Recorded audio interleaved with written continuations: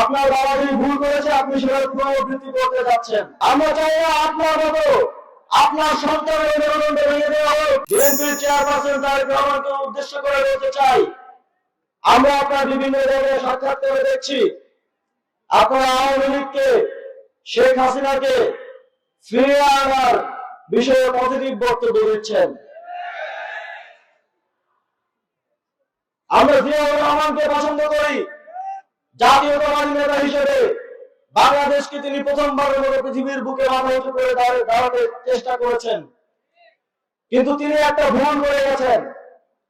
তিনি শেখ হাসিনাকে বাংলাদেশে ফিরিয়ে রাজনীতি করার জন্য পুরো প্রতিষ্ঠা করেছেন।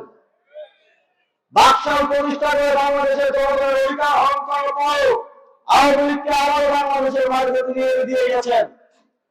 তার খেসারত এই দেশের মানুষকে দীর্ঘদিন ধরে দিতে হয়েছে। 40টি বছর এই দেশের মানুষকে শেখ হাসিনা ফিরে আসার, আওয়ামী লীগ ফিরে আসার কষ্ট ভোগ করতে হয়েছে।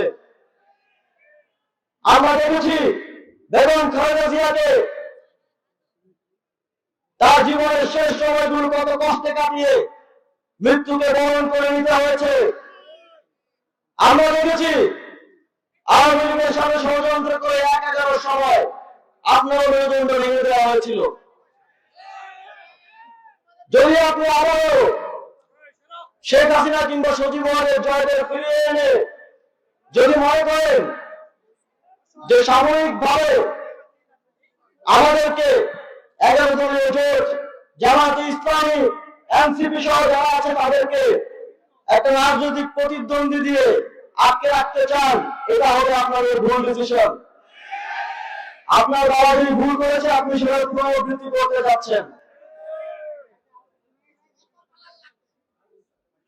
আমরা চাই না আবারও বাংলাদেশে খালেদা জিয়ার মতো জোবাইদুর রহমানকে আওয়ামী লীগের মাধ্যমে নিপীড়নের শিকার হতে হোক।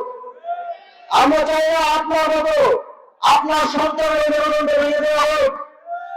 যদি আপনি এবার না যান তাহলে আওয়ামী লীগকে ফিরিয়ে আনার সকল ধরনের পায়তারা থেকে দূরে থাকতে হবে। আর যদি আপনারা তা করেনি তাহলে আমাদের বাংলাদেশে আমরা তো আরো দীর্ঘদিন রাজনীতি করবো ইনশাআল্লাহ। বাংলাদেশের জনগণ ইতিহাস মনে রাখবে ইনশাআল্লাহ।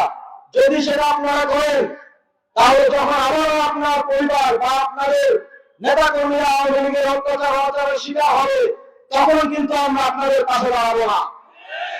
তখন কিন্তু আমরা রাজপথে বিগত সময়ের মতো সরব থাকবো না।